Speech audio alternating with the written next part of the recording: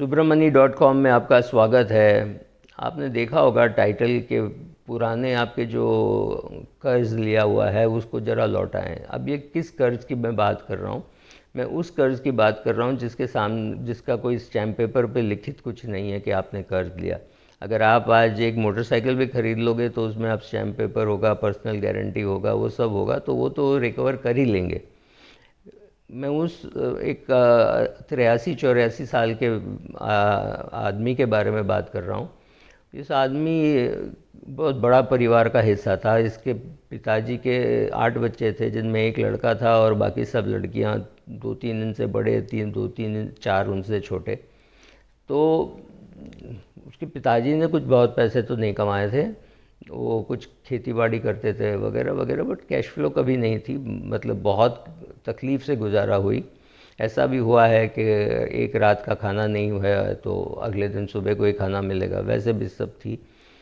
तो फिर जब बेटा कमाने लगा तो लगा, अरे वाह, अभी तो मेरा बेटा कमाने लगा है। और जो कमाऊ बेटा था वो अपनी 3-4 बहनों की शादी कराई। फिर उनके घर से कोई भी मांग होता कि अभी कोई त्यौहार है तो उस पे पैसा इनका खर्चा होता। बेटा था तो बेटा तो उनका एटीएम बन गया था।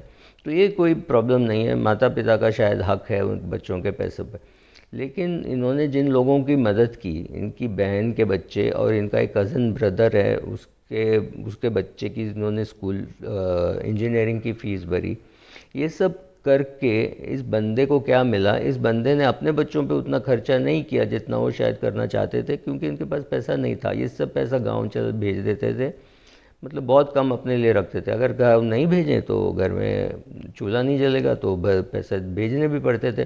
तो ये सब करने का मेरा कहने का यही है कि अगर आपको पता है कि आपके पढ़ाई में या आपकी शादी में या आपकी कोई बीमारी में आपको पैसे की ज़रूरत थी और किसी ने दिया, मतलब कर्ज बन के नहीं, आपका मामा ने दिया, आपके चाचा ने दिया, मतलब उन्होंने दिया, आपको याद तो रखना चाहिए कि किसी ने आपकी मदद की। और जब आपके पास पैसा आ जाए, ये आदमी अभी 83-84 साल का है, वो सीनियर सिटीज़न होम में रह रहे हैं, तो कम से कम पूछो तो सही, मैं आपकी कोई मदद कर सकता हूँ, कोई चाहिए। वो लेंगे नहीं शायद, लेकिन कम से कम ऑफ़र तो करो, क्योंकि किसी और ने आप पे खर्च किया है। राइट? Thank you.